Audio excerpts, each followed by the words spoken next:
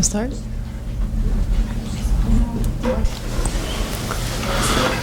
Ok, vamos a comenzar con las alabanzas a Buda Shakyamuni en español. A repetirlo 3 veces. Maestro, destructor de enemigos, has sido Buda completa y perfectamente despierto, dotado con sabiduría y conducta ejemplar, ido al gozo, timonero que guía a los seres ordinarios que aún deben ser domados, ser supremo, maestro de todos los dioses y los hombres, Buda, destructor de enemigos, glorioso y victorioso ser Shakyamuni, ante ti me postro y a ti voy por refugio. Maestro, destructor de enemigos, has sido Buda completa y perfectamente despierto, dotado con sabiduría y conducta ejemplar, ido al gozo, timonero que guía a los seres ordinarios que aún deben ser domados, ser supremo, maestro de todos los dioses y los hombres, Buda, destructor de enemigos, glorioso y victorioso ser Shakyamuni, ante ti me postro y a ti voy por refugio. Maestro, destructor de enemigos, has sido Buda completa y perfectamente despierto, dotado con sabiduría y conducta ejemplar, ido al gozo, timonero que guía a los seres ordinarios que aún deben ser domados, ser supremo, maestro de todos los dioses y los hombres, Buda, destructor de enemigos, glorioso y victorioso ser Shakyamuni, ante ti me postro y a ti voy por refugio. Y el Sutra del Corazón. Así lo oí. Una vez el bendito estaba residiendo en Rayagrija, en la montaña llamada Rico del Buitre, junto a una gran asamblea de monjes y una gran asamblea de bodhisattvas. En ese momento el bendito entró al Samadhi, que expresa el Dharma, llamado iluminación profunda. Y al mismo tiempo, el noble Avalokiteshvara, el Bodhisattva Mahasattva, mientras practicaba la profunda perfección de la sabiduría, vio lo siguiente. Vio que los 5 skandhas son de la naturaleza del vacío. Entonces, por el poder del Buda, el venerable Shariputra le preguntó al noble Avalokiteshvara, el Bodhisattva Mahasattva, ¿cómo debe entrenar un hijo o una hija de familia noble que quiere practicar la profunda perfección de la sabiduría? Entonces, el noble Avalokiteshvara, el Bodhisattva Mahasattva, le contestó al venerable Shariputra, oh Shariputra, un hijo o una hija de familia noble que desea practicar la profunda perfección de la sabiduría debe practicar así, viendo lo siguiente, que los 5 skandhas son de la naturaleza del vacío.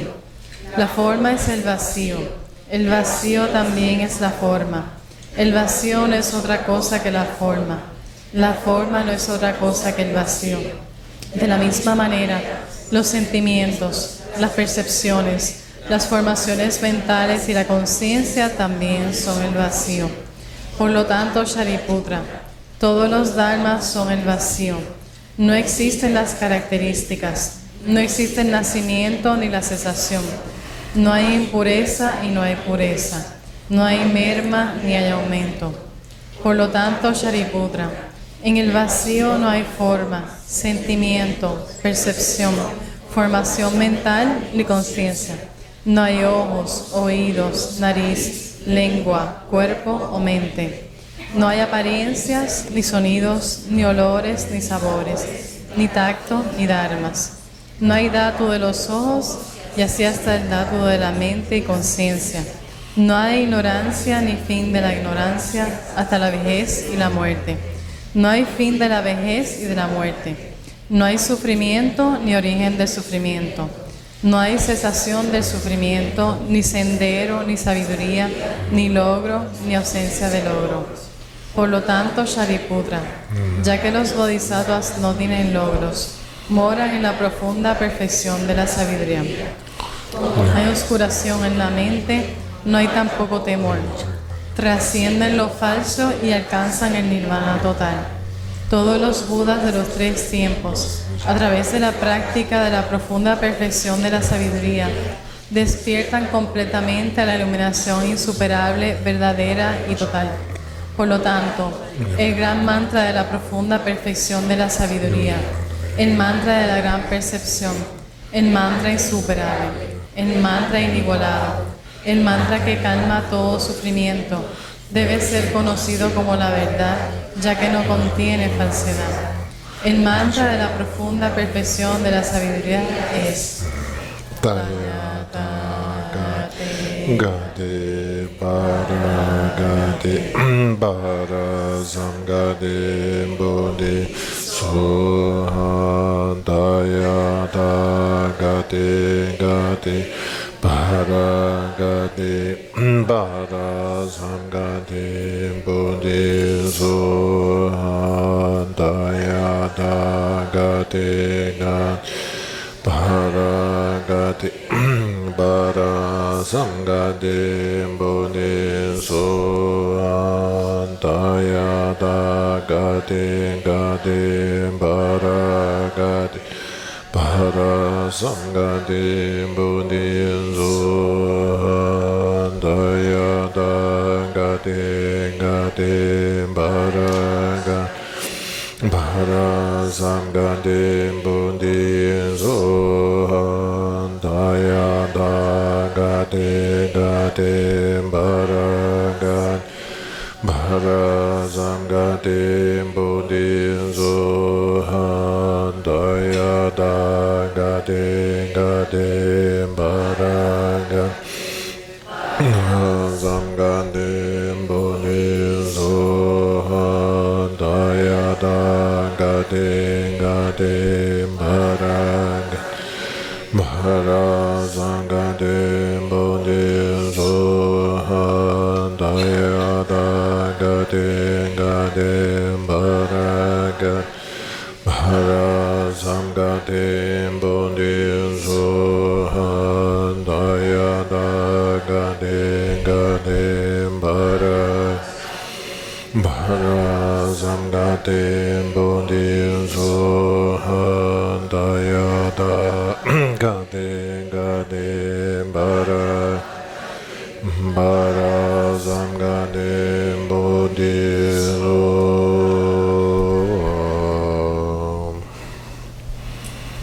Por lo tanto, Shariputra, el Bodhisattva Mahasattva debe entrenarse en la profunda perfección de la sabiduría. Entonces el bendito salió del Samadhi y elogió al noble Avalokiteshvara, el Bodhisattva Mahasattva, diciendo: bien dicho, así es. Oh hijo de noble familia, así es. Se debe practicar la profunda perfección de la sabiduría, así como has explicado, y todos los tathagatas se regocijarán. Cuando el bendito dijo estas palabras, el venerable Shariputra y el noble Avalokiteshvara, el Bodhisattva Mahasattva, toda la asamblea de dioses, humanos, asuras y gandharvas se regocijaron y alabaron las palabras del bendito. Ahora viene la ofrenda del mandala, breve, la cual haremos en tibetano.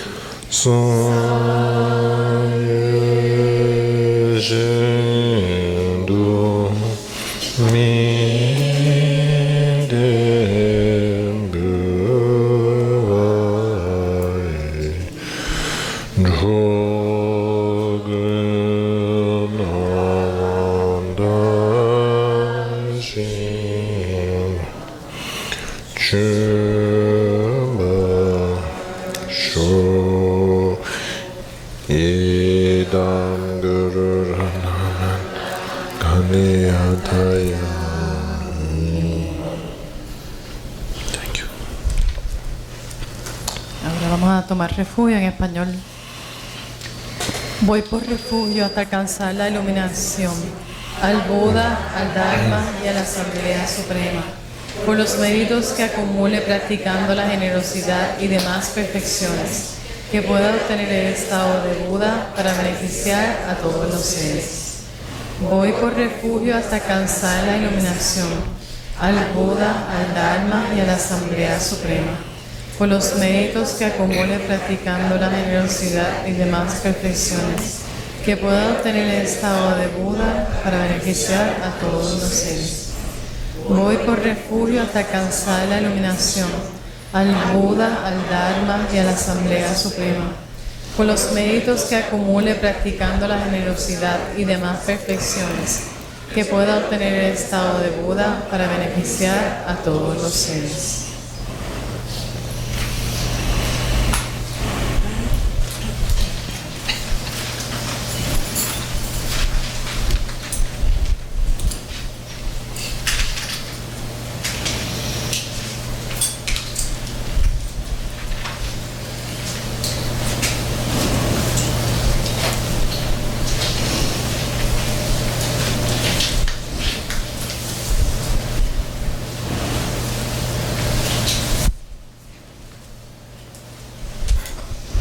Okay.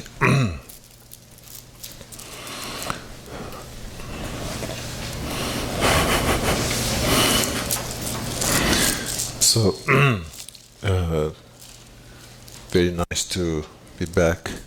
I think usually I'm visiting twice a year, but this time I was not good teacher, not good leader. So it's been almost a year. But all of you did,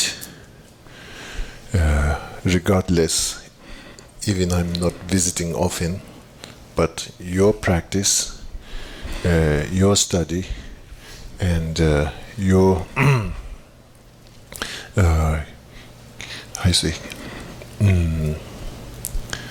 coming into the center and doing practice and all those things, what you have done, regardless if I haven't visited, but all the things that you did, it really make me very happy, very much rejoice.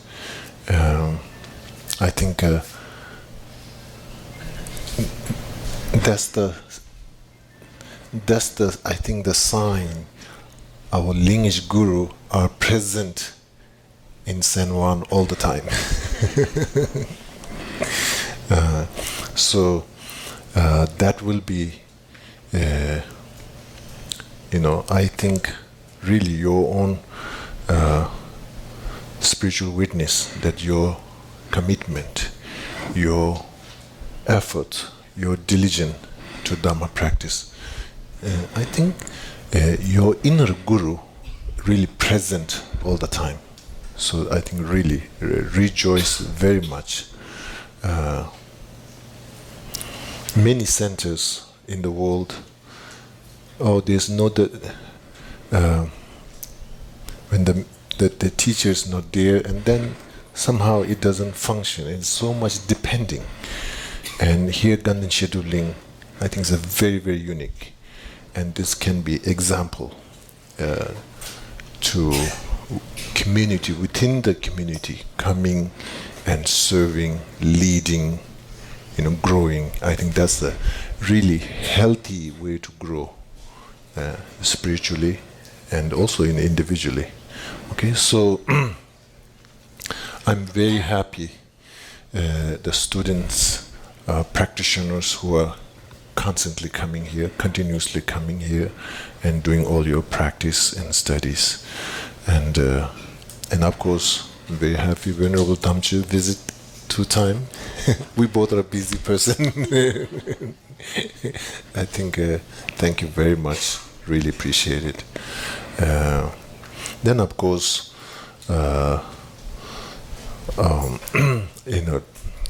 all the who take care of this center and teaching in the center, leading the practice, who are participating on the practice. I think really, I just come here and rejoice very much. Okay, very happy. And this will be our offering for Geshe-la Lhundrup Soba. Geshe-la, some of you have met and some of you haven't met. He visited quite often here. I think he was here in one time, the graduation ceremony. We did here graduation. Geshe-la was here. He's really happy. He's really happy for that. He says really wonderful. And this will be offering for Geshe-la.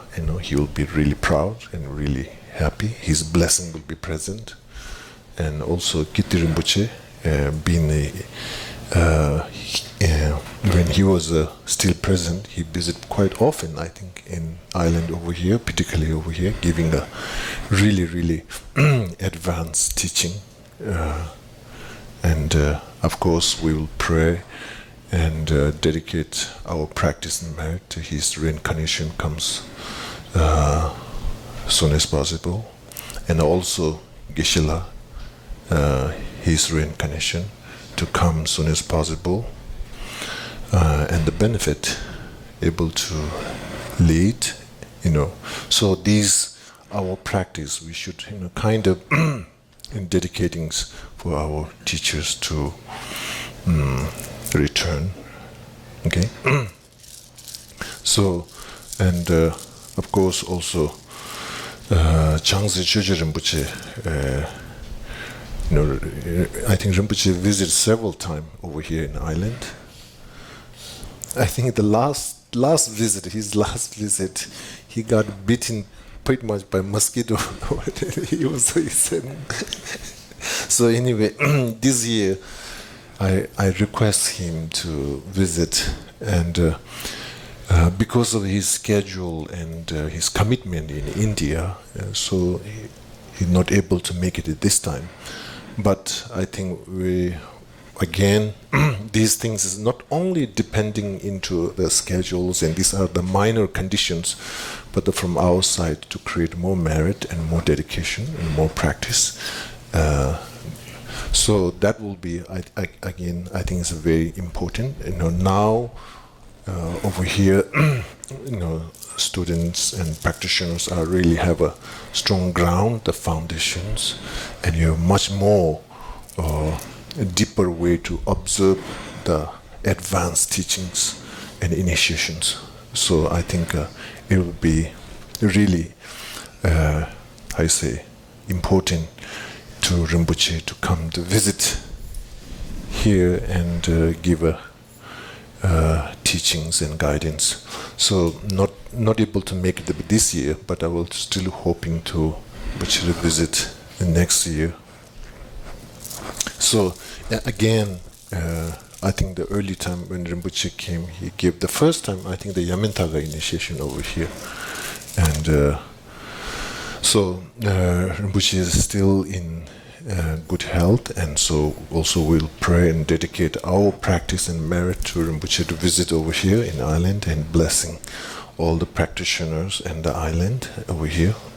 That's our, hope and prayer for future.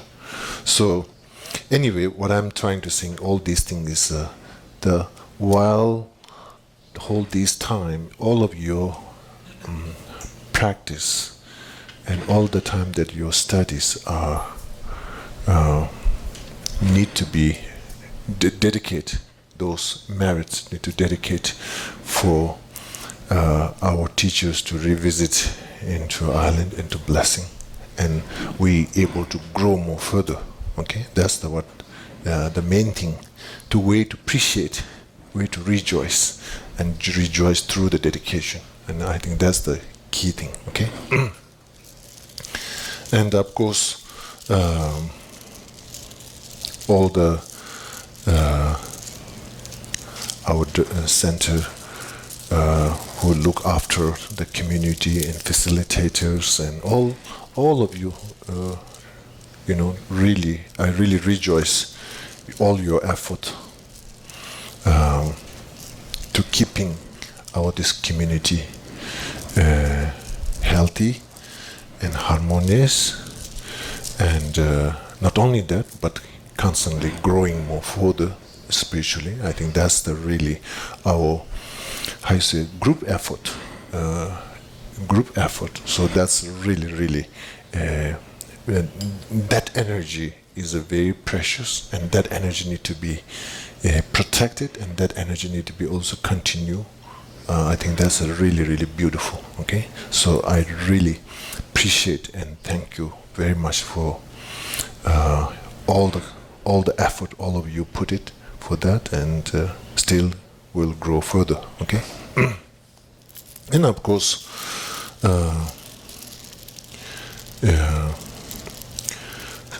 Who have contribute time and energy and resource and financial support for the center, and I really rejoice and dedicate your merit for peace and harmonies in island, and of course all around the world, and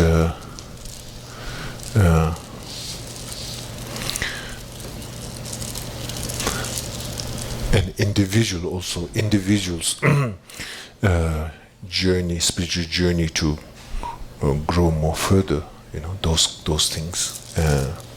So anyway, basically I want to remember and recall all of your effort over here today to dedicate for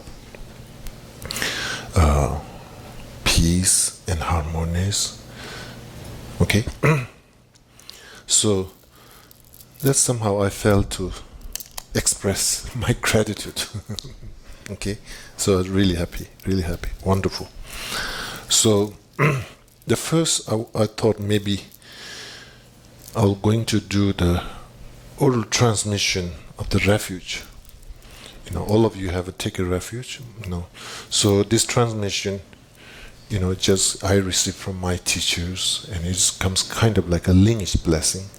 And since here is we are follower of a Buddha Shakyamuni, so therefore I think it's very important to remember that the source where is coming.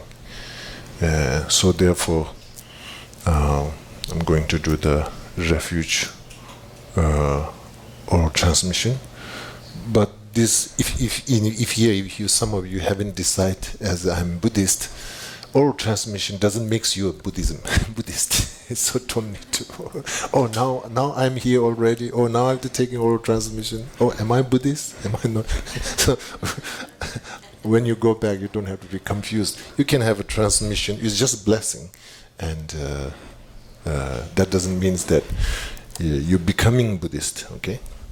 And if you already decided as a Buddhist, then of course is just as like a transmitting the lineage blessing I received from the practitioners, great masters. So it's just kind of like to establishing this foundation. Okay. So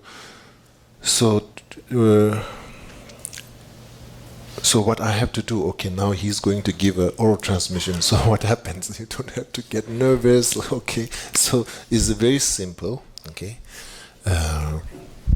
Basically, generating in your heart respect to Buddha, Dhamma, Sangha, that kind of feeling.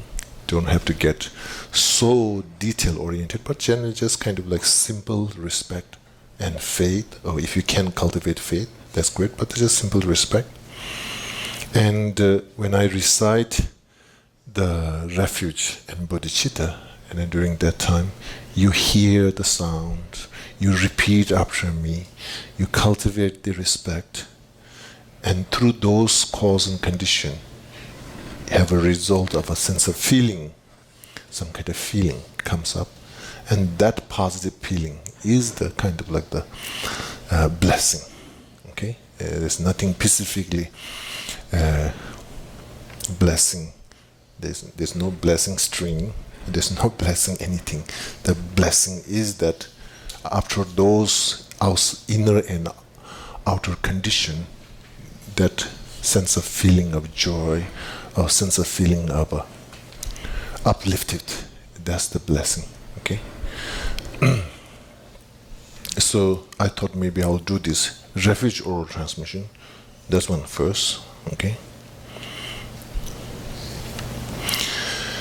Okay, let's do that first.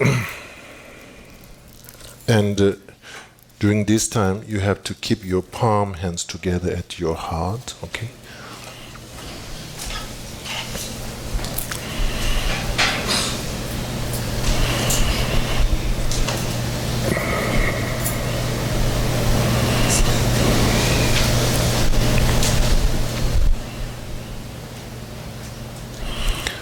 Sangye, Chödang, Tsogi, Chonam, La, Changju, Pardo, Dani, Gyapsu, Che, Dagi, Jinso, Gibe, Tso, Namgi, Njola, Penjer, Sangye, Drubar, Sho, Sangye, Chödang, Tsogi, Chonam, La, Changju, Pardo, Dani, Gyapsu, Che, Dagi, Jinso, Gibe, Tso, Namgi, Dola, Penjer, Sangye, Dubar, Sho, Sangye, Chödang, Tsogi, Chonam,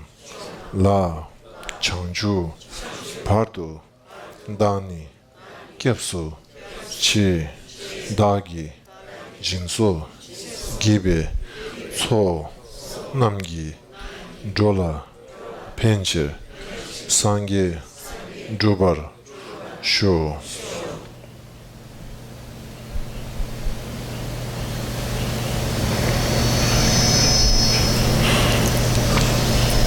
Pensumozo banga wase jire wada jide sum ge gombo je mazo baba zanje be madama ge be jenga wa deni jiden ge be taji dambo ti nya warden be joro mi wa jiden sum ge taji la dami je wa chi damba ki wona ma je wa deni jiden ge be taji ni bo kindu na ma jiden de be nor ge jo mi dana dan hamma inge je be ne so ji joro mo za shi da deni jiden ge be taji zumba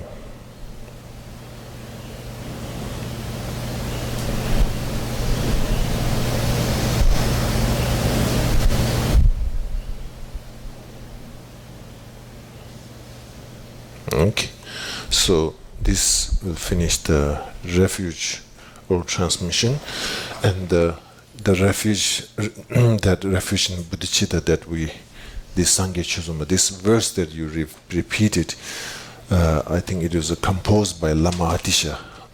So it is a blessing coming from Lama Atisha. So that's great, wonderful. So now I thought maybe do the transmission of the, particularly the bodhicitta, the awakening mind. Now again, here, within the Buddhism, as you know, the Bodhisattvayana Buddhism, Mahayana Buddhism, or whatever you're going to call, but Buddhism that emphasizes very strongly into cultivating loving kindness and compassion. So since we are following that path, so I thought maybe it will be good to this Buddha Maitreya's, one of the Maitreya's texts called Ornament of Realization, and in that, inside there is a there's a two-line verse, two line, which is really describes the essence or the definition of the bodhicitta, the awakening mind. And because of we are practicing Mahayana Buddhism, I think this verse is very important. It's one of the key emotion or mental identity or spiritual identity of the mind of Buddhism, the bodhicitta. So again, this is not whole verse, but there's essentially two lines. Again, I memorized. Of course, when I'm memorizing this text, I'll get a transmission, oral transmission first, and then I'll do those memorizations. And from my teacher, from Yangsi Shedrub Rimpoché, and of course he received this transmission from his own teacher from Tibet. So I thought that is also very important since we are doing practicing in the Bodhisattvayana path. Okay, so I'm going to do the same thing, oral transmission, repeating after me, and basically during this time.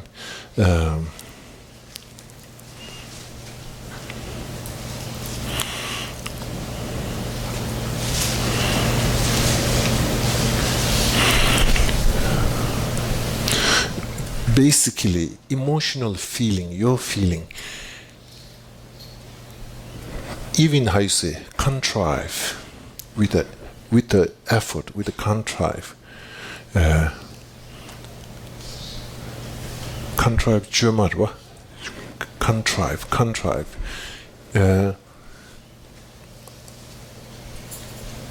even kind of intentionally creating that kind of thoughts and feeling.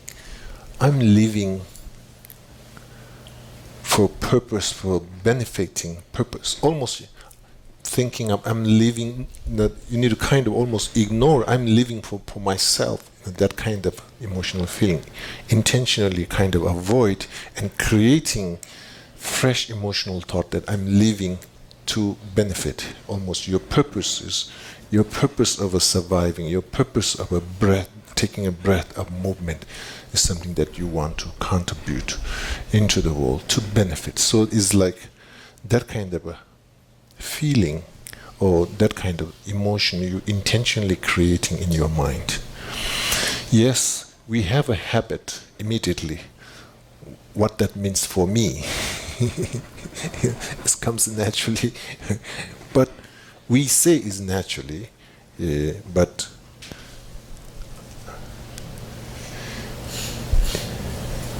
in a Buddhist philosophy, idea, selfishness is not nature of our mind. Frustration, frustrated emotion, or angers are not the nature of our mind. So, anyway, I'll don't go there too much. Let me do the oral transmission first. Okay. So anyway, intentionally creating this emotion. I'm living. I'm surviving. I'm functioning for sake of benefiting for another. That kind of just created that mind. Just maybe forcefully creating because a habit will pull. But so anyway, just to receive the blessing of the bodhicitta, particularly from this verse, I think is a.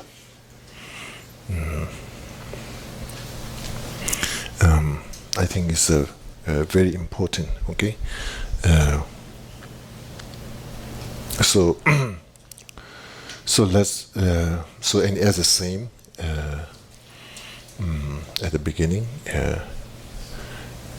you can have that respect and faith to Buddha, Dhamma, Sangha, and based through state of this faith, then creating this kind of emotion that my surviving, my living is purposeful benefiting, creating that mind. Okay?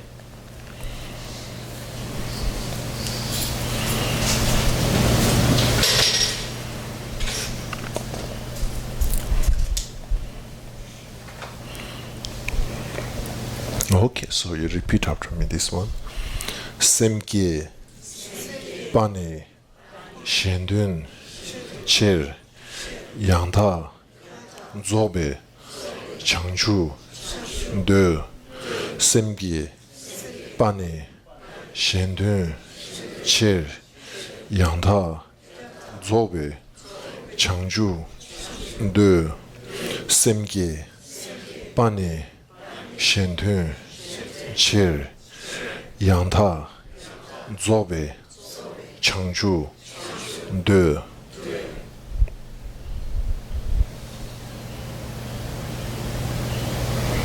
Okay, that's wonderful.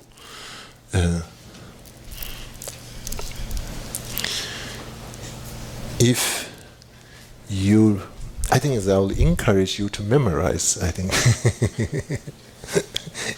Because I went through many memorizations, so I'm all the time encouraging. I think these two lines, I think is very wonderful to memorize. This is a really put essential defining what really means bodhicitta. Okay, it's just two lines. Memorize. I think would be good, really good, wonderful if you can memorize these two lines. And the refuge, the bodhicitta, that Sangye Chodan, I think this is also is a good to. Of course, is already in Spanish, but also this verse, if you memorize, I think will be also very good. Okay. I think last year, when after here, I went to one center, one yoga center, and they invited me. And there's all, majority sangha in that yoga center. They do all the prayer they recite in Sanskrit, and most of them have really well memorized. There's a different prayers that when they do, most of them really can go through their own heart to recite. I was very happy to see that practitioners are really put lots of effort. Of course, they can recite in English or very easily, but I think it sees some beauty in there, and I think you are reconnecting into the more in the root, so that will be good. Okay, so I will encourage you that. Then also you can impress. If there's some Tibetan Lama and Geshe, if you recite these two verses, they will totally impress. the Bodhicitta verse, okay. Anyway, that's. And second is just to fun. It's not the main purpose. Okay. So okay. So now.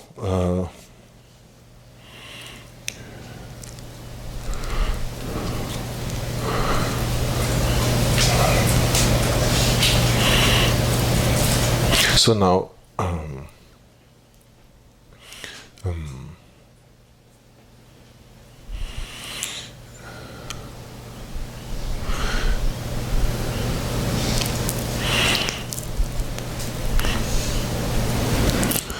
all of you, we all in, like how we can transform, how we can develop our awareness from conventional to much more in advance. So these whole things to coming so that our life, life is short. Life is short. So how we can make this short period of time while we are in this planet to make it much more beneficial. That's our intention. And that's the fundamental foundation. And that's why we are trying to find a different, spiritual path to looking. Okay? So, there is basically, there's no miracle. We like miracle, but the miracle that so-called that without effort, without our intention, without our human effort, there's no suddenly you sit in a meditation cushion and you have an altar and suddenly your world is totally changed. I think Milarepa didn't have that. Buddha Shakyamuni didn't have that. I think the past history didn't show that. I think it's really not going to happen. Pretty much we can say. With our own human effort, with our own strength, that kind of process, yes, I think definitely we can grow much more compassionate, much more wisdom, and much more effective to benefiting sentient being. I think that's no doubt. That's no doubt. Okay, so our whole purpose of a gathering, you have your own whole busy life, but at the same time trying to doing your commitment, trying to doing your own practice, and trying to doing all your study, right after your work, coming here to doing the fundamental and the madhyamika, and I think it have to be very clear for yourself why I'm doing this. Why I just go back in home and just relax and have more tostones, maybe. I like so much tostone. I had already my dose of tostone already.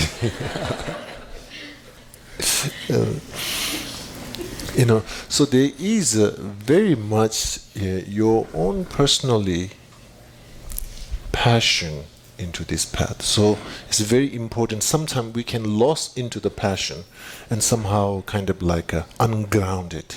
So I think it's very important that it is not so much grasping and trying to being so organized or trying to being so but at the same time we need to be into the really balance and really kind of journey to our own spiritual path. Make sure it becomes very productive, and so that's I think we need to keep it very clearly. But it don't have to be so, how you say, over-organized, over-expected, and over-organized. I think that's also can be hindering an obstacle. So therefore, in our own spiritual journey, even just the compassion practice, just the meditation in compassion, have a space to grow, in emotion or in our awareness.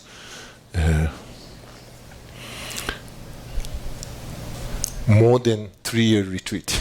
I think we can say 3-year retreat in a compassion can be, how you say, completing meditation and compassion. I don't think so. It have a still space to grow. So for us, it's really important that, I think I highly encourage that your own meditation and compassion. Although we say doing Ngondo, you finish refuge Ngondo, now what is next?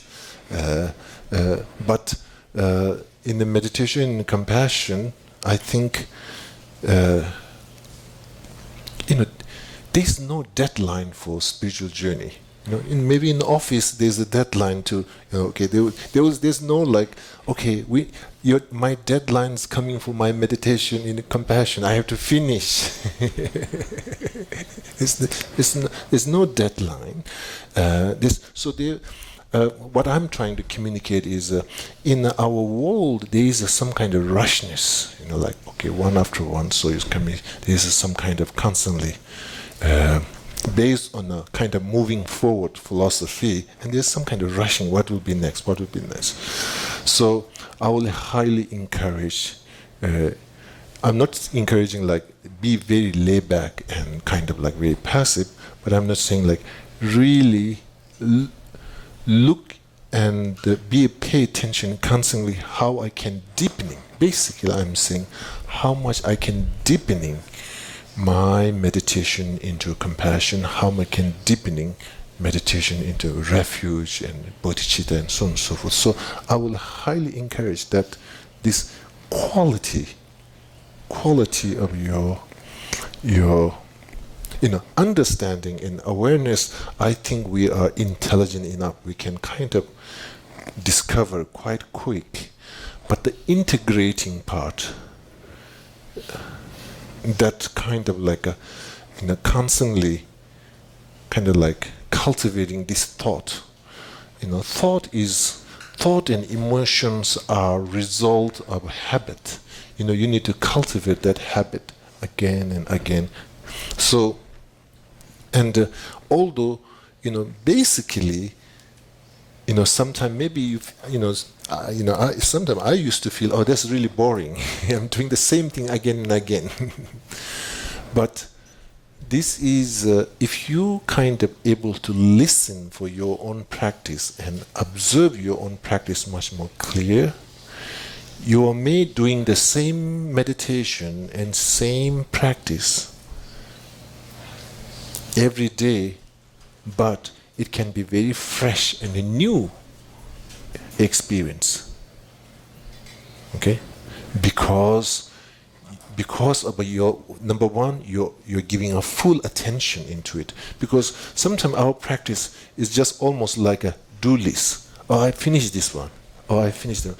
When it becomes a do list, then you're not really paying attention. Okay? So, for way to deepening our meditation and our practice, really, basically, we need to pay attention for our own practice to be able to listen. So, really, what I'm trying to encourage over here is really our energy and our awareness.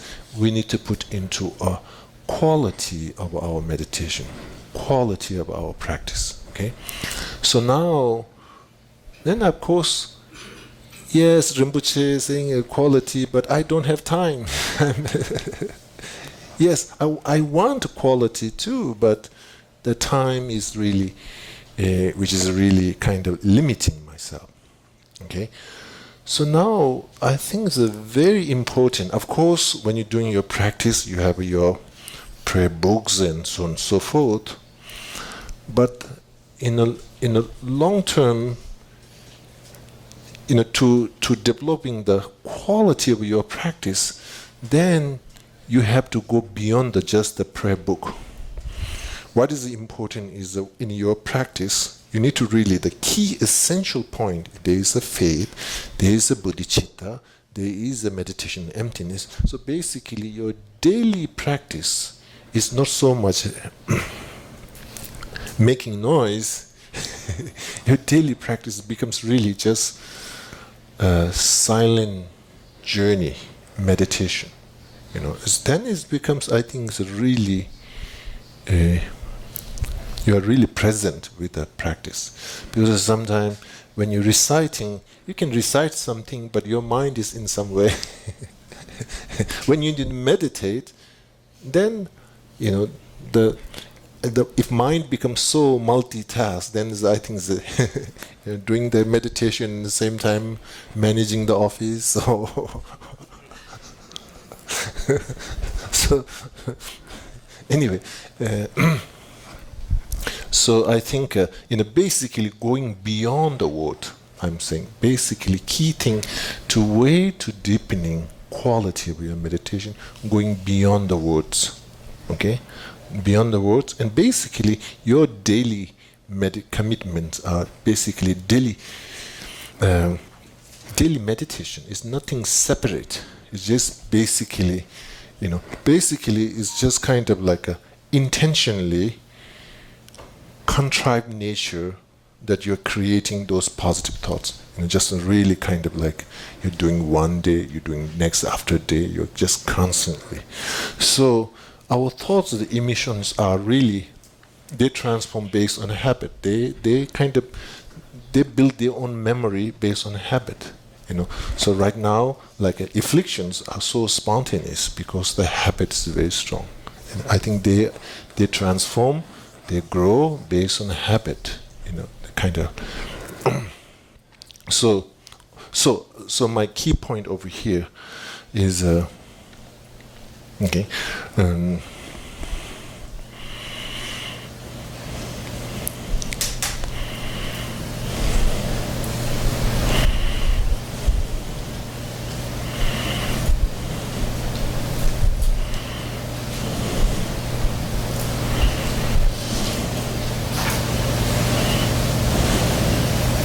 Basically, once we have a good meditation training and strength of compassion,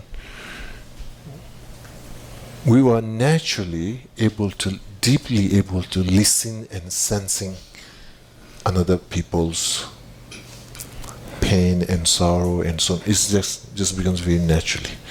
If we meditate more in a wisdom, it really brings you the skillful.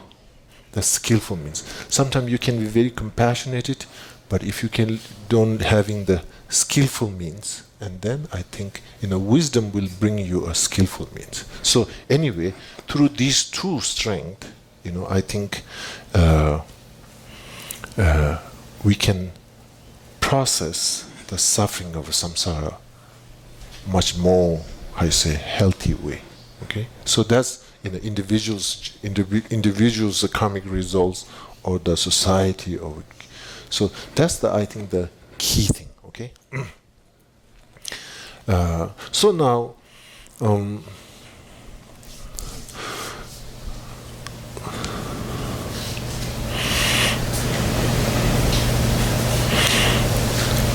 So now, of course,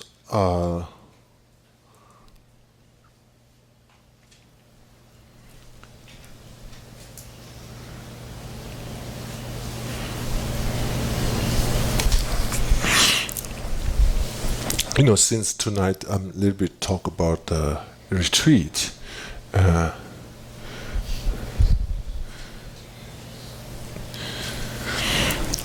Since I think pretty much long time ago, maybe 10, 15, I did my own self retreat in a solo retreat.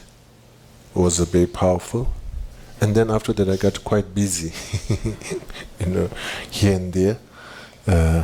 That's good. I think still good. But then I felt like last year I might do some more retreat. So retreat is basically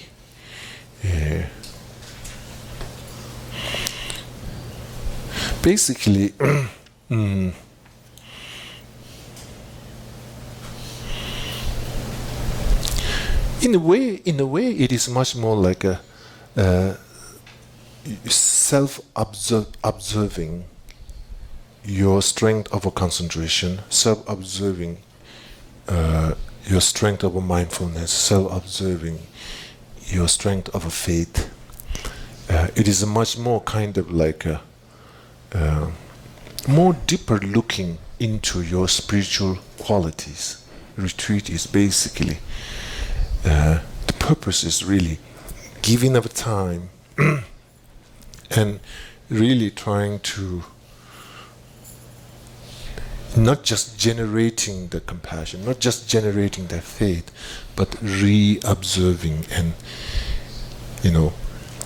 cultivating mindfulness within the mindfulness, within the compassion. You are re-observing and looking into those spiritual quality. Okay, so that's like a really the main behind reason, the purpose of a retreat. Okay, so and one another thing is when you're trying to doing your own retreat, individual retreat, is basically taking a full responsibility of your own self. So in a spiritual journey, we are able to take your own full responsibility of your own spiritual path, able to take that whole initiative. So solo retreat will really brings that. Group retreat is much more. Yes, there will be somebody who is going to lead. There is some kind of easiness there. Of course, it is really wonderful, able to do group. There's a support, and there's much more. There's much more support. But to grow more further, you have to have able to take the full responsibility, and so now. This is, I think, is a very important, having this kind of mentality and this kind of training, this kind of effort. Your own individual retreat is not to try to run away from something. as too much. I want to have my own space and my own. Kind of that is it is really how I can take my own spiritual responsibility, and that's the really you're yourself there. When you get distracted, you need to kind of pull it out. It is just usually there's a group effort, and there's somehow you are kind of taking that ride, It's kind of almost like free ride. It's kind of free. You're taking that ride, and individual retreat is so there's like a full. You are leading. So there's this kind of basically individual retreat is training yourself to how you're going to lead your own spiritual path. Okay, so that's really the essential point. Okay, so. In the individual retreat, also have a more benefit, but at the same time more challenge. It's just nature, okay? So at the beginning, when you're trying to do an individual retreat, since there's many different, like a Lamrim retreat, individual Lamrim retreat can be. Since it don't have a specific requirements of a mantra accumulation and so on and so forth, then it's okay. It's very flexible. Okay, very flexible. And then the tantric retreat, and then it have its own requirements. So therefore, it have less flexibility. Okay, so now in today's world, it is a very demanding your time and space. In both cases, even I think you can do one day in the Vajrasattva retreat, or 1 weekend Vajrasattva retreat, something Tantrayana. You can do 1 weekend Lamrim retreat. You can do both. I think you can do both. But, when you're doing your own individual, sometime what happens is you're doing your practice consistently, but you feel is losing its own strength, or it's almost like you don't get the inspiration from your practice. And that is one of the signs,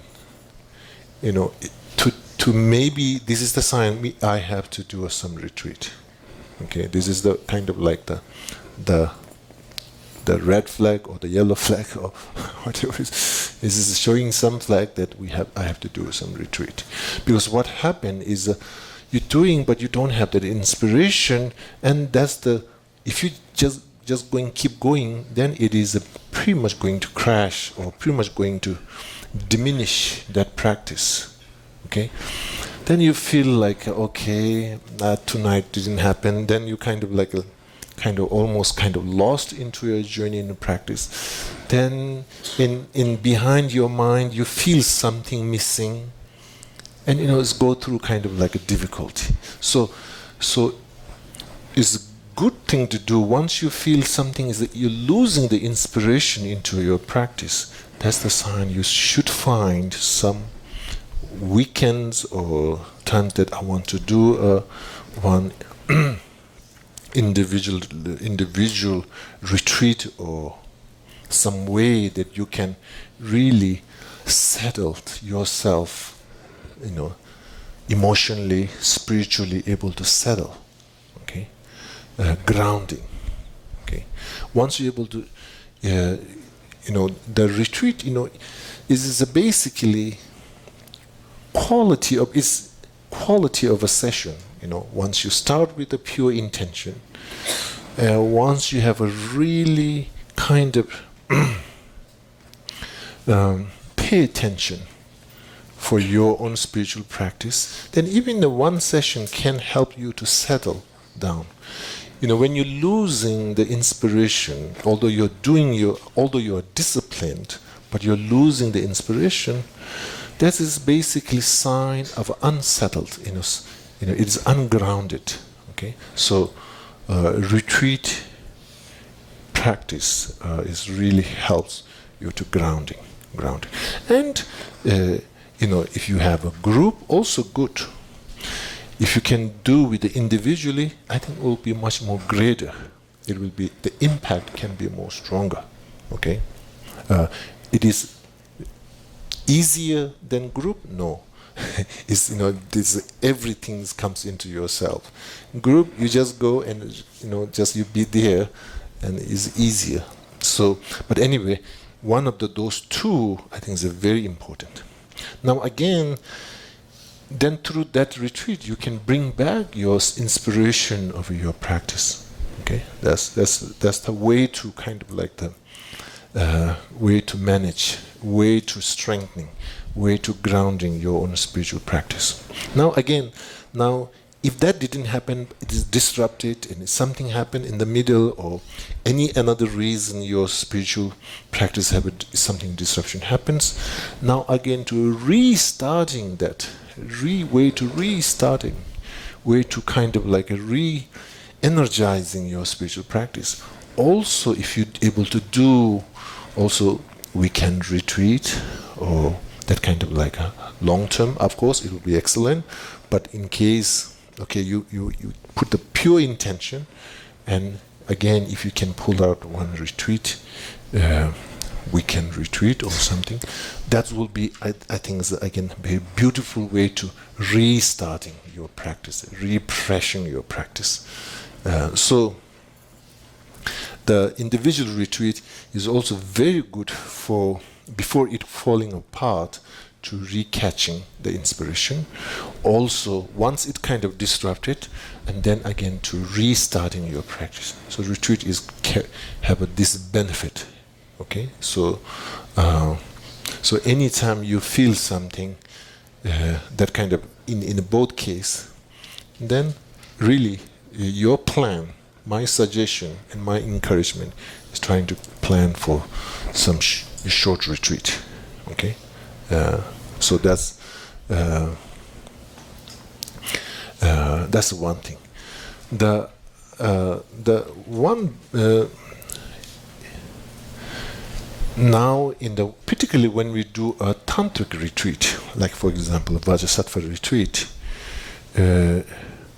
we might get, okay, I need to accumulate it 21 times the 100 syllable mantra. The time is running, and in a retreat, make sure you are not in rush. That's really, you have to pay attention. Really pay attention. Number one thing is not interfere by, how you say, rush. Okay, this is one very important that sometimes happens. You somehow, even you are in a retreat, then there's this rushed. Okay, so.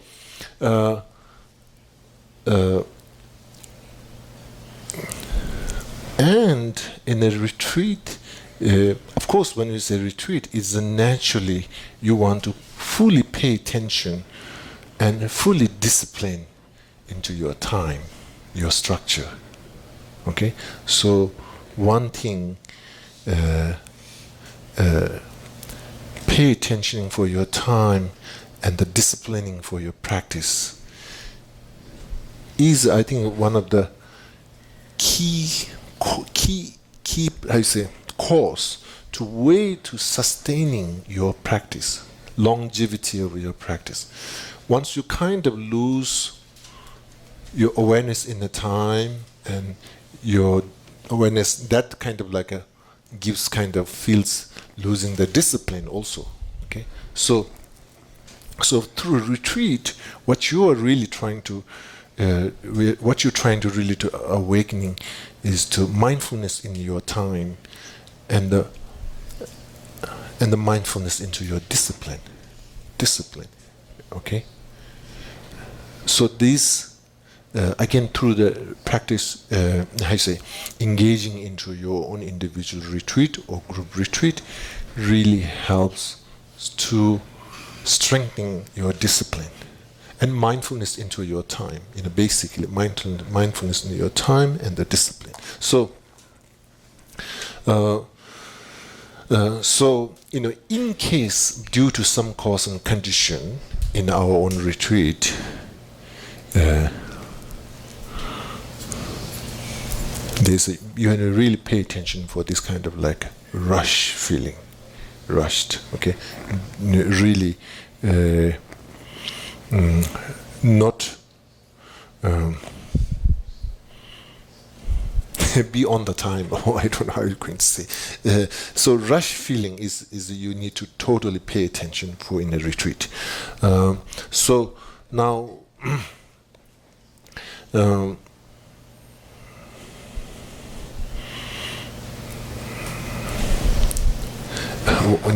I was doing retreat in Nepal, in Kopan, and I forgot to close the door. So I'm doing my mantra, and then the monkey come inside my room. Monkey was a surprise. I was inside, and I was like surprised, but I cannot do so much because I in the middle of it. So he looked at me, I looked at him, and then he went in the kitchen and took apple and banana.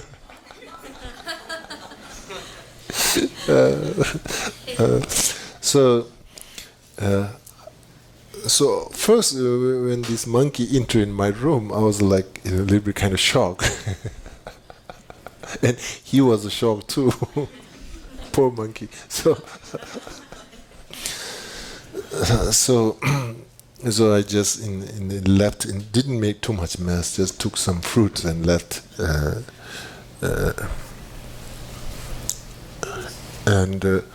Then there's my room. I was doing retreat here, and there's some another Western students doing retreat. I think she started giving some apples to the monkey, so he's coming to that area.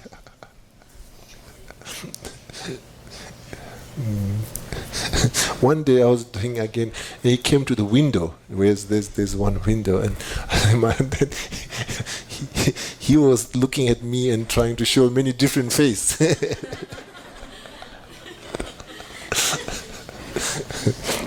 So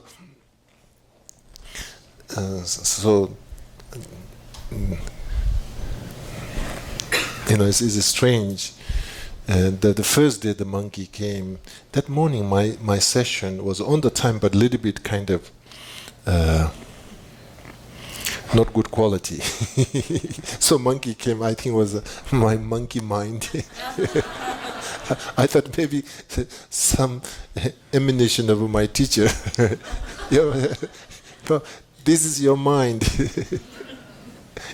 Distracted. Okay.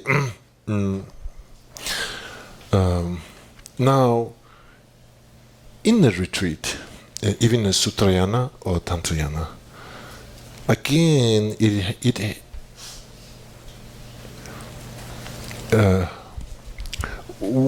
you have to have this kind of, each session you have to have that kind of like the path that leads, that journey you take. Okay, of course you have the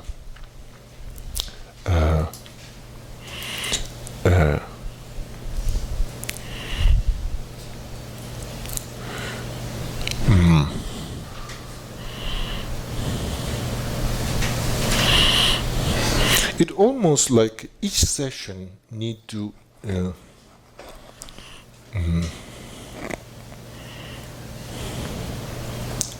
like for example, what you call those people who walk on the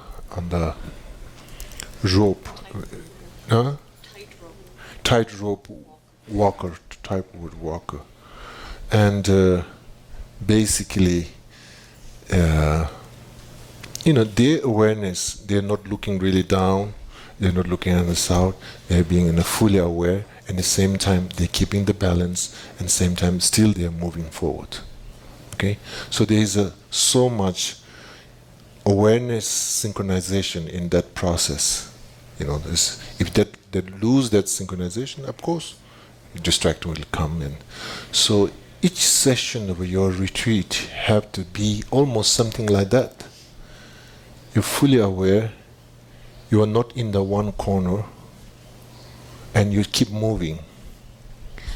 And when there's something happens, make sure you're also kind of slowing down. Also, so therefore that kind of like in each session, so that moving, of course during my retreat, I was doing in a high yoga tantric retreat, so like that tight rope is the sadhana, and that tight rope also the mantra recitation. The mantra recitation and the sadhana is not that what I'm trying to balance. I'm trying to go through that. Okay? Go through that. And what really I'm trying to balancing is that not to fall into a mental thinking and not to fall into a mental excitement so much. So each session have to have that path, that journey. Okay? And otherwise, so in a Lamrim retreat, again, like you have to have even when you're doing it in a one session retreat, what is the tightrope that within that session is maybe like, for example, like a foundation of the good quality, this Lamrim prayer, that can be utilized in your every session, like that tight rope, that way you're going to walk. Otherwise, can be lost into your own session. So you have to have that each session. You have to have that clear path into taking that journey. Okay. So. Sometime in the Lamrim meditation and Lamrim meditation session, also,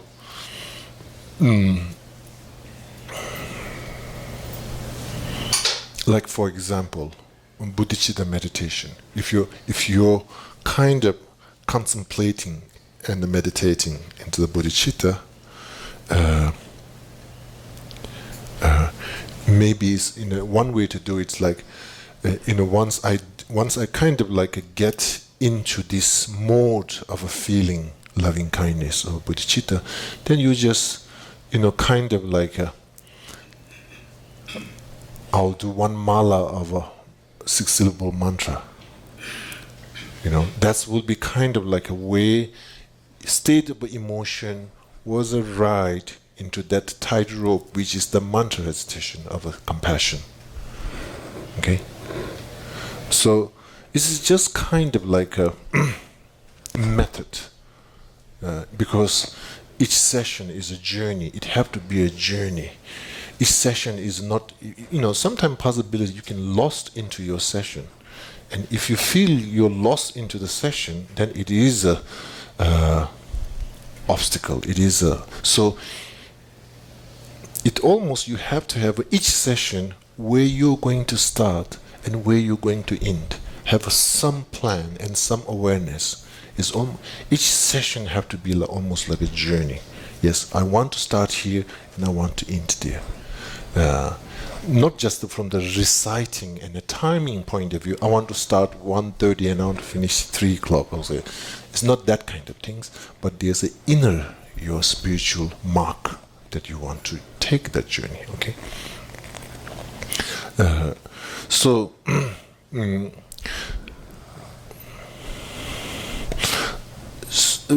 If we able to take a session into that kind of process, then I think each session becomes very fresh journey. Your kind of becomes because again in a long retreat you are doing the same session day after day after day. But if there is no sense of a freshness, then. I think I taught you many times this. One of my friend who does a play. I don't know which kind of role, but in Broadway, one of the theater, and she told me she's doing the same line again and again for 6 months. Same character for doing the same thing for 6 months again and again, but she says each night is different. Each night is a fresh, but the line or the character is just the same thing, but it's a fresh, it's a different because of all the what you went through, what the audience, what the all surrounding the world. Okay, so in our own session, although we have this kind of creates, kind of like a map, road map.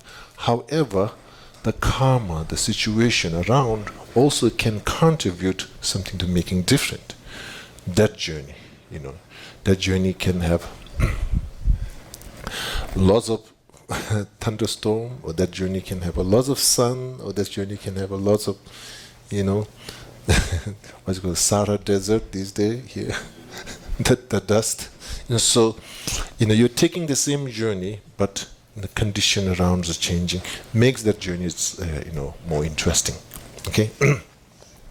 Okay. So.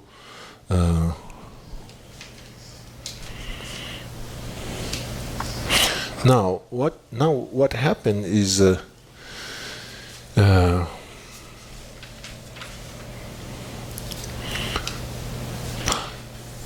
outcome of our retreat is many times is a possibility of that spiritual pride. Oh, I did this retreat. Or it's acknowledgement is great, but I think more humility outcome from your retreat. More humility, more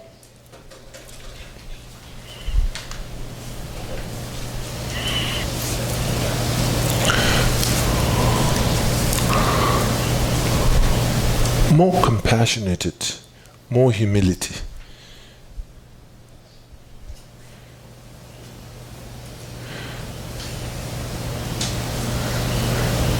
But same time, self-confidence, satisfaction, self-satisfaction, self-confidence, humility, compassionate. These transformation is the really perfect sign of a good retreat. It's not just good feeling. Each session can you have a good feeling, good time, good rest.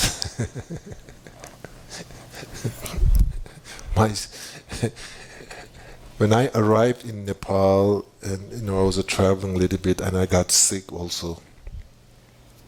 I was in teaching in South India. So in the teaching, I serve yogurt and rice. And I really like yogurt and rice, and I was so excited having the yogurt and rice, and I think there's something with the yogurt, and I was throwing, and I was like, just after 2 days I arrived in India, I was like so sick. so when I came back to my parents' house, they thought, you look sick, are you okay? Then, of course, after retreat, I was so rested.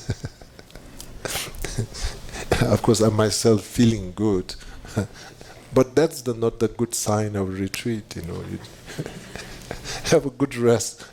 No email, no phone call, no Rimpoché what this and that. Of course, due to those things, you can have a good rest. But but anyway, more humility, I think, is a very, very important outcome of but at the same time, self-confidence, strength, inner strength. These things are very, very important. If there is more pride after a retreat,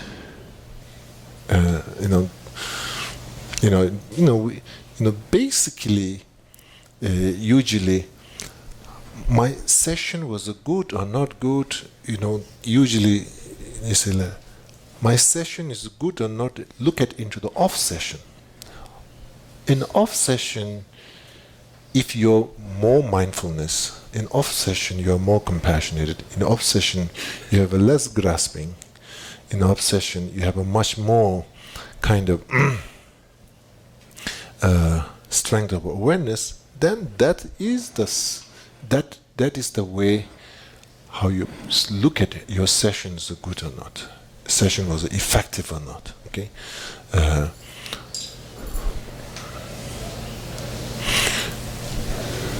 So therefore, in the Tibetan, there's a nyamsha nankatawo, jetob yumatawo, nyamsha nankatawo.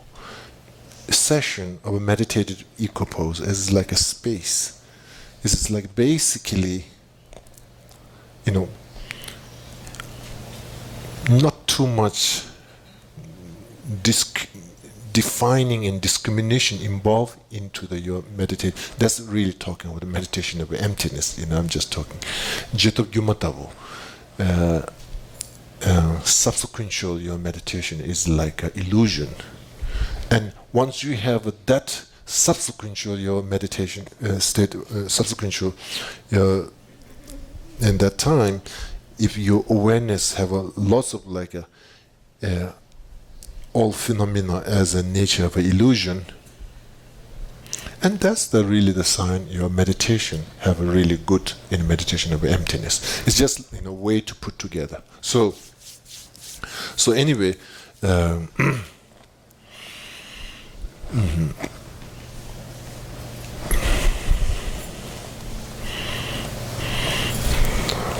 then of course, because of your own, that kind of like a settling your emotion, settling your awareness, settling your grounding all your spiritual path. Of course, sometime in a retreat, anytime, usually dreams are just dream, it's just so much, sometimes very kind of like a amazing dream can happen. But I usually, in a retreat, while you are in a retreat, and those dreams can be a little bit more kind of like significant to look at it, because during the retreat time, really you are grounding, you are kind of much more settled, and your awareness and emotions. So in that period of time, and such a dreams experience are kind of like, is some way to kind of more, I will say more reliable maybe. I'm not saying it's guaranteed, but these are the usually there's some significance.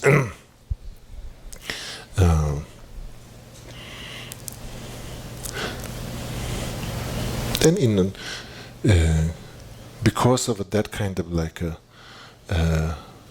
spiritually grounding and settling, and some of those positive dreams even can sometimes also even your session can happen in the state of your dreaming, what you're going through.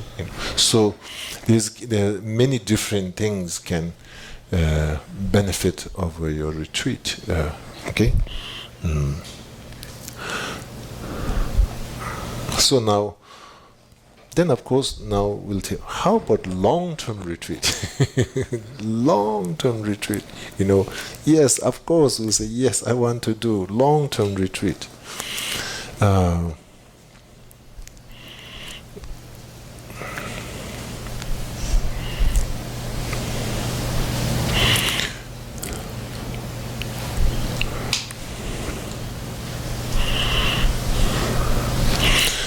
What requires to do retreat? What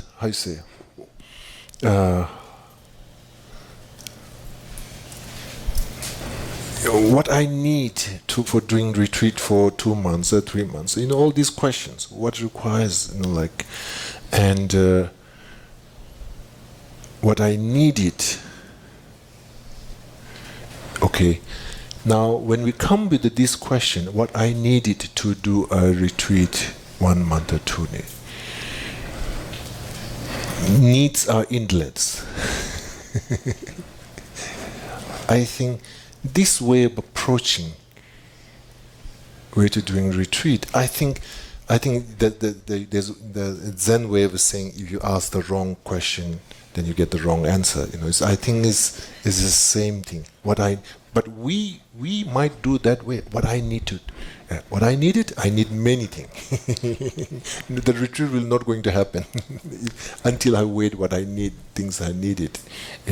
So I think it's very important that, and if this comes spontaneously, this kind of attitude or behavior, maybe it's not the right time for retreat. Also, I think, because that will be more retreat than escape. Okay, what I needed. It's just you're just making different program. So I think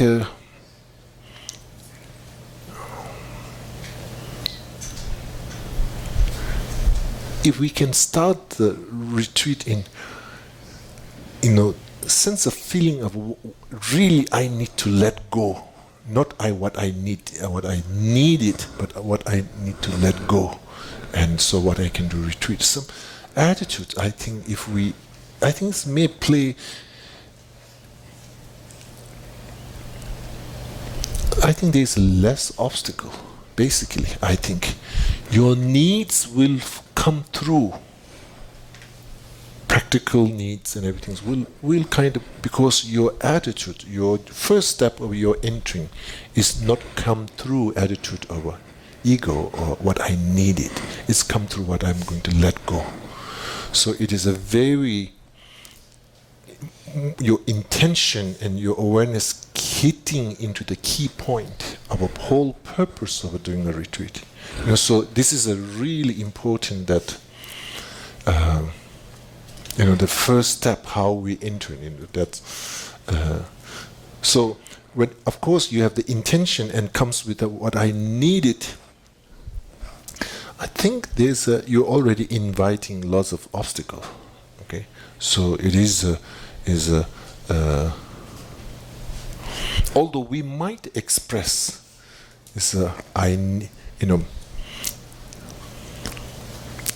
sometimes, for example, I really needed the meditation because I need to let go of something.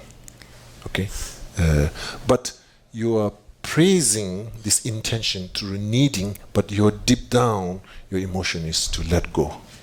Okay, but sometimes there's so you really make a full pay attention that intention of what you are doing your retreat is to you are really let going the ego. Ego grasping or ego that kind of clinging.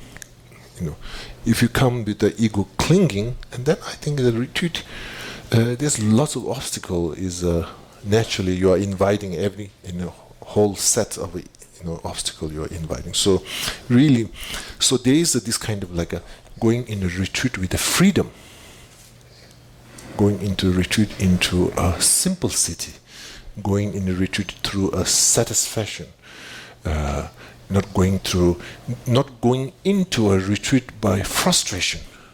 Sometimes we can get going into a retreat because we're so frustrated. So I need it. So again, these small details really makes, I think, a really big difference. Go with a satisfaction. Go with a simple city mind. And then the practical needs can follow through naturally. From the beginning, when we say, I need this, I need that, and then it becomes already you're bringing all the same problem into your retreat. Okay, so also even in short-term retreat or in a long-term retreat, in both cases, our inner foundation of this retreat, sense of freedom, freeing yourself from these need behavior, from that freedom, then you're entering into that retreat. I think that's the really, just kind of redirecting and re-looking.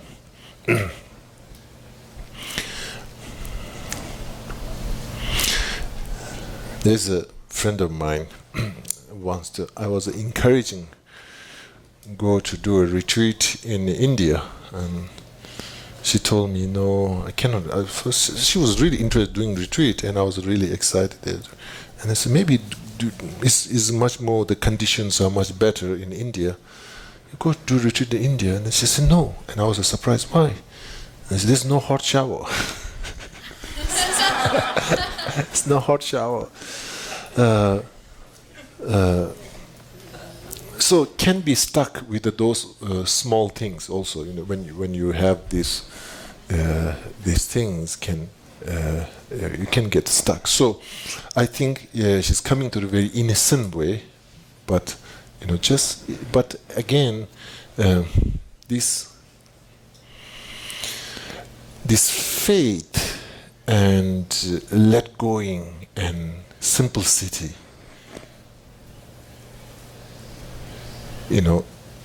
are the long-term foundation for your retreat, long-term foundation for your spiritual path. So that's, I think, a really important.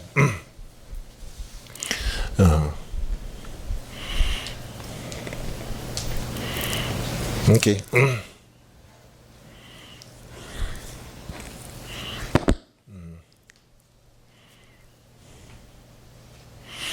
Then in the Kopan, so this monkey keep coming and bothering.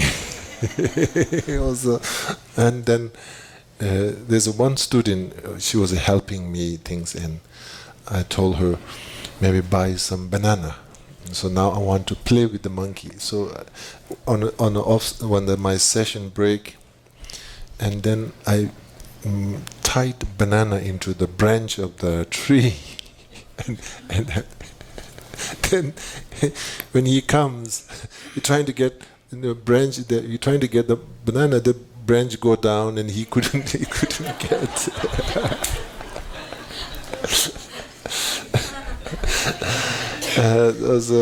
And then it looks like the monkeys are very intelligent and very short-term memories. Are very quick, but they forget very quick also, I think. And he knows which branch need to be banged down, and kind of but he forgets very quick, and he loses that branch, and the banana goes in different place. It's like they analyze immediately situation very quick, and they know which need to be bent. But then there's some another condition comes, and they forget, and they release that branch and the banana. So then one time he fell down, and the branches slipped, and he really fell down. That monkey. But he got the whole banana. He fell down, but.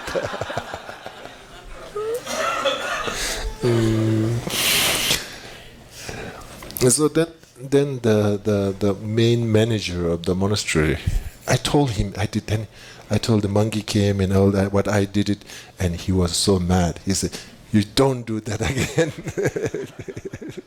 We don't want the monkey come more and more."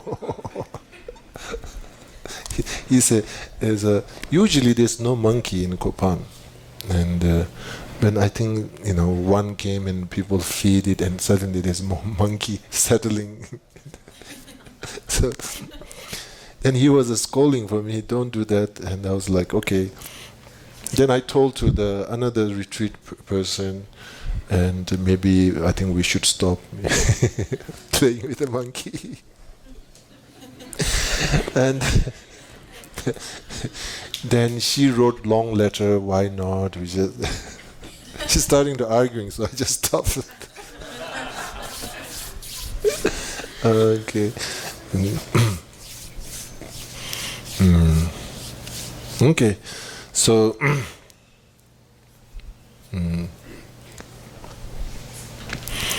okay, so anyway, as I mentioned earlier, if you have a time, you see those signs in your spiritual path, then trying to make some space for yourself, having retreat.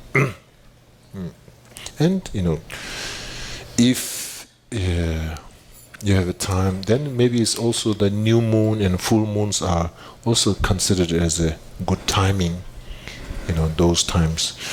Otherwise, you have no choice. You cannot put the weekends to the new moon and the full moon. So whatever times allows. Okay, so something like that. Thank you. I'll stop here. Thank you.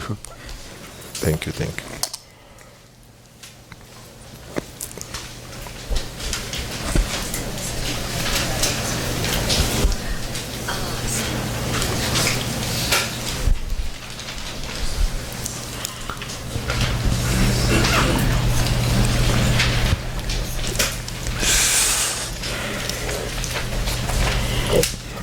Antes de la dedicación voy a leer los nombres de las personas por las cuales estamos dedicando todo el mérito de energía positiva para su salud o transición a otras vidas, etc.